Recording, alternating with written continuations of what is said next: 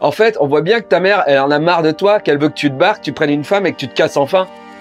Voilà, ça c'est le genre de commentaires qu'on a quand on fait des vidéos pour les geeks. Parce que les geeks, on le rappelle souvent, c'est des hommes. Et vu que je parle des années 80, des vieux mecs qui ont qu'un objectif dans leur vie, d'avoir une femme et des enfants. Eh bien, sachez que ce n'est peut-être pas le but de vie de certaines personnes. Et ce n'est pas un échec de ne pas avoir de femme, et que c'est parfois un choix. LOL, c'est pas par choix en fait, c'est parce que tu peux pas avoir de femme. Bah peut-être pas. Je voulais juste commencer cette émission avec ça parce que il y a vraiment des gens qui écrivent des commentaires et qui se rendent pas compte que parfois c'est un choix et parfois aussi peut-être que des gens ont essayé. Moi par exemple j'ai essayé d'être en couple comme les gens pensent qu'il faut être en couple et peut-être que je n'ai pas réussi et peut-être qu'au bout d'un moment je me suis rendu compte que j'y arrivais pas parce que c'était pas ce que je voulais ou parce que je n'arrivais pas à grandir parce que j'étais bloqué dans l'enfance et peut-être que tout ça, ça prouve que non, en fait, je suis pas un adulte et que j'ai pas envie d'être adulte et que je veux mourir enfant.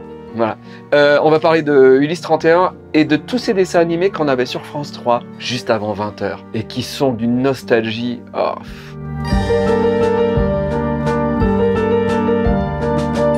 Bonjour à tous et à tous, c'est Culture Z, la chaîne qui parle des jouets et en même temps qui parle de dépression. Aujourd'hui, dans Culture Z, on va parler d'Ulysse 31. Mais pas que. On va parler de ces séries animées que France 3 a eu la très bonne idée de découper en épisodes de 5 minutes. Et il nous passait tous les soirs, vers 19h55, un épisode de 5 minutes. Et le samedi, on avait l'épisode complet. Et on attendait ça et après, on allait se coucher. Voilà. Pour moi, c'est de la nostalgie pure en barre. Je me souviens être en pyjama, avoir fini de manger, attendre mon épisode. Bon, j'avais le droit de regarder les jeux de 20h après. C'était tellement pas bien les jeux de 20h, mais moi j'adorais enfant parce que j'avais le droit de regarder à 20h30, pouf, au lit.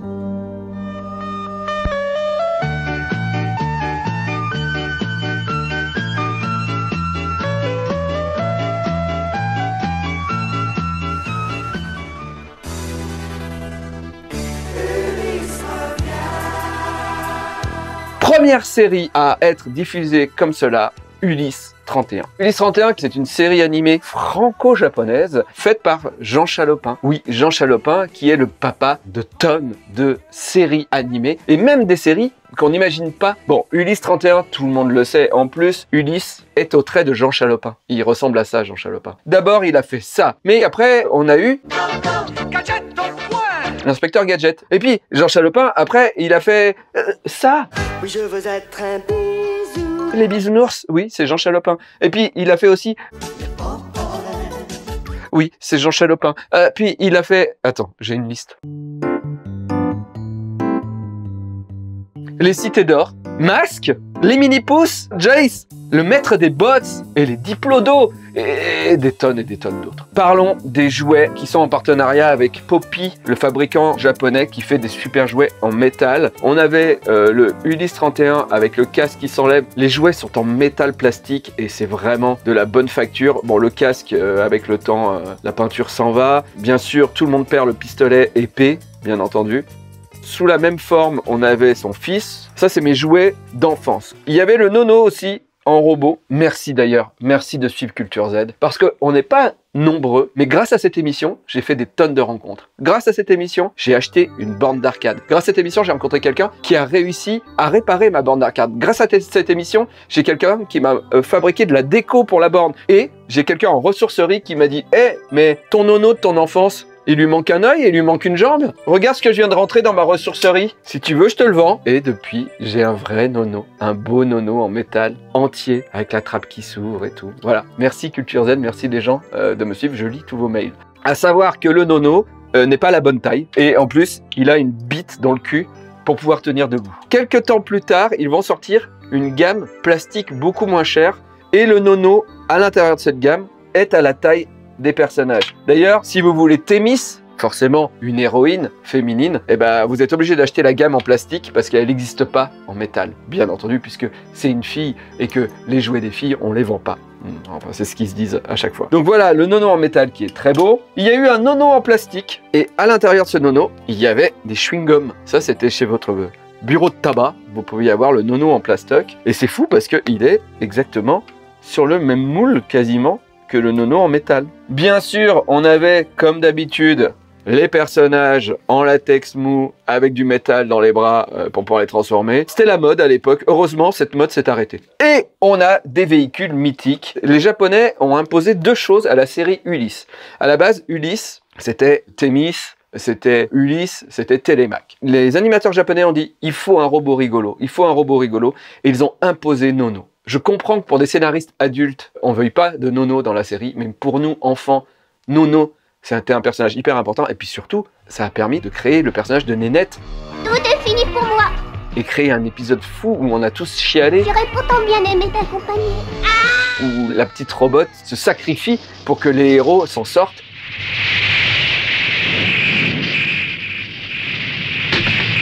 Et parallèlement à ça, les créateurs des jouets ont dit « Ah, il nous faut des véhicules parce que nous, on veut des véhicules qui se transforment. » Et c'est comme ça qu'on a eu la navette d'Ulysse en tripartie. Ça, c'est le jouet qui fait rêver dans la gamme d'Ulysse. C'est Dardos, Orbos et Vires. Et un petit vaisseau en plus qui s'enlève au-dessus. Et ça fait rêver tout le monde. Malheureusement, c'est des jouets, surtout Orbos, qui est en plastique vraiment friable. Mais en tout cas, c'était vraiment un véhicule qui nous a fait rêver. Le tripartie, puisqu'il peut faire 3 vaisseaux. Il y avait bien sûr aussi l'Odysseus, que je n'ai pas malheureusement, qui était en métal aussi. Donc ça crée un petit tank, vous voyez, tac. Et donc lui, il s'éjecte normalement. Et je sais même pas comment il s'éjecte en fait. Dites-le dans les coms si vous savez éjecter Vires. Donc, Ulysse, il y avait aussi les robots en métal, le robot mécanicien avec plein d'accessoires à l'intérieur. Bon, moi, j'ai pas tout. Très beau robot. Et le robot pompier. Ça, c'est la série métal. Il y a 2 autres robots qui sont sortis, qui sont des robots en plastique. C'était dans cette gamme-là. Voilà, et ces robots, je ne les ai pas. Et pour vous prouver que j'étais vraiment très fan d'Ulysse 31, c'est la seule série dont j'ai demandé la carte de membre. Donc vous pouvez voir que j'étais déjà trop petit pour les photomatons, hein, comme aujourd'hui d'ailleurs, et que j'étais très con puisque j'ai voulu peindre Thémis et Nono. Donc c'est voilà ma carte de membre du club Ulysse 31. Ensuite, à l'époque, il y a eu pas mal de trucs comme les disques. Tout le monde connaît ces 2 disques parce que les 2 ont été un succès. On avait Ulysse 31 et la chanson de Nono. C'est moi Nono, le petit robot. C'est moi Nono, le petit robot. Je suis un cadeau d'Ulysse pour Télémaque, son fils. Et ça a été des grosses ventes. Et ça a tellement marché qu'ils ont sorti des livres-disques. Et ça, c'est un de mes épisodes préférés d'Ulysse, puisque c'est l'épisode du fauteuil de l'oubli. Vous savez que Ulysse recherche le chemin de la Terre. Ah, Ulysse, choisis un de ces 2 fauteuils. Il y a un fauteuil où tu oublies le chemin pour rentrer sur Terre, mais tu peux repartir avec les enfants. Ou un fauteuil où tu oublies les enfants, mais tu retrouves le chemin vers la Terre et ta femme. Qu'avez-vous fait de mes enfants? Et je trouvais cet épisode horrible. Et les créateurs de Ulysse ont dit on est l'anti-Goldorak. Nous, on va faire de l'ASF, mais de l'ASF intelligente. Alors bon, moi j'adore Goldorak et j'adore Ulysse, voilà. Mais Ulysse m'a donné le goût de la mythologie. Et je pense que c'est pour ça que j'ai autant kiffé les Chevaliers du Zodiaque plus tard. C'est ça qui m'a donné le goût de « Attends, c'est quoi ces histoires qui existent depuis la nuit des temps ?» Et en plus, il y a eu des tonnes de magazines. Malheureusement, je les ai pas prévus, donc c'est en haut.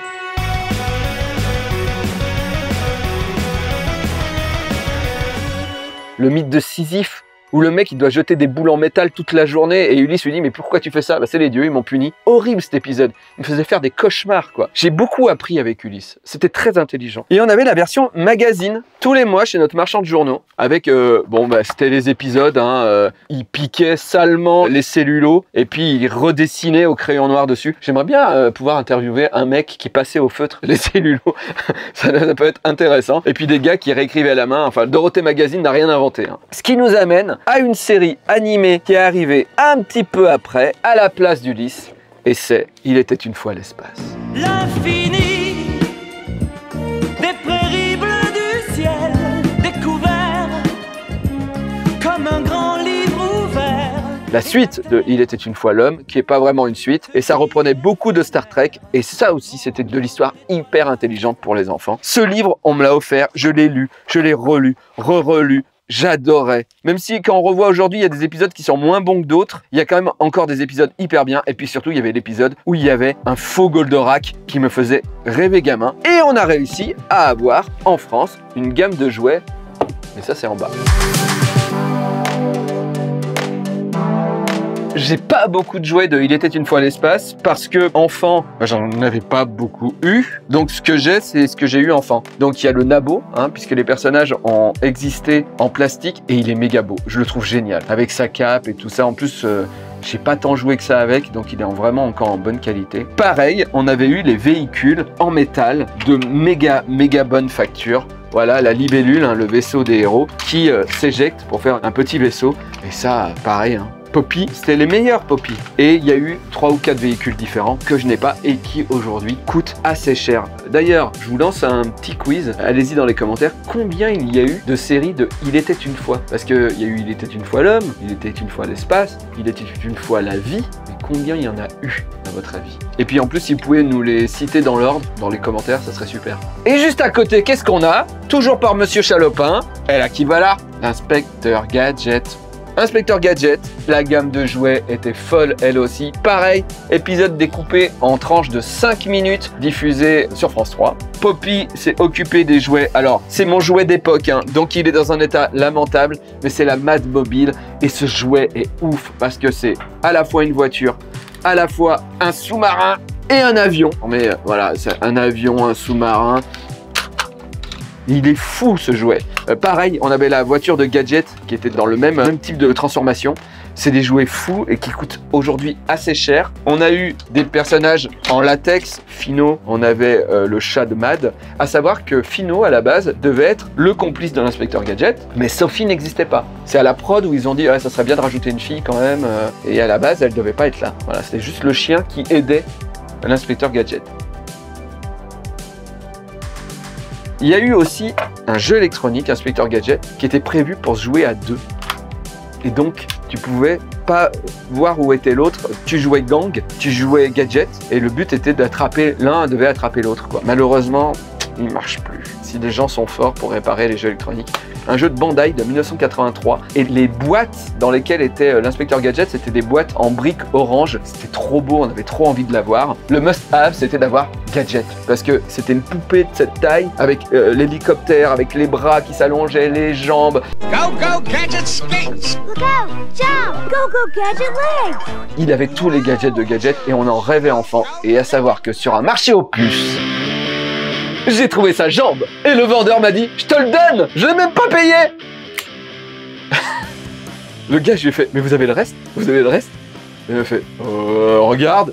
Non, mais vous l'avez peut-être chez vous? Ouais, je regarderai, je vous dirai la semaine prochaine. T'es pas là la semaine prochaine. Donc voilà, j'ai la jambe.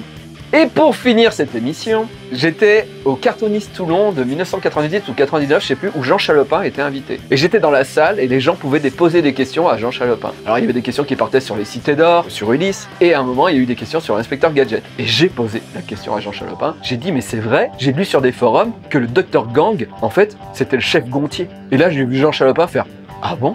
Non, ça n'a jamais été le chef Gontier, non, non. » Et là, j'ai fait « Oh merde !» Alors du coup, on ne sait pas qui est Dr Gang. Alors à savoir que des années plus tard, il y a des gens qui ont fait un jeu vidéo de l'inspecteur Gadget et ils se sont dit « Eh, mais le boss de fin, ça serait bien que ce soit le Dr Gang. » Et sans demander à Jean Chalopin, sans demander aux ayants droit, ils ont créé un Dr Gang. Donc il y a une tête du Dr Gang qui existe dans le jeu vidéo, qui après a été utilisée pour faire des jouets, mais ça n'est pas validé par le créateur de l'inspecteur Gadget.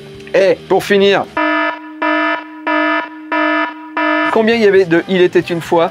Il était une fois l'homme, il était une fois l'espace, il était une fois la vie, ça vous l'aviez tous. Mais après il y a eu Il était une fois les Amériques, il était une fois les découvreurs, il était une fois les explorateurs, il était une fois notre Terre. En 2009, avec de la 3D. Ouais. Voilà, merci d'avoir suivi Culture Z, rendez-vous mercredi prochain à 16h30. Et on va parler de...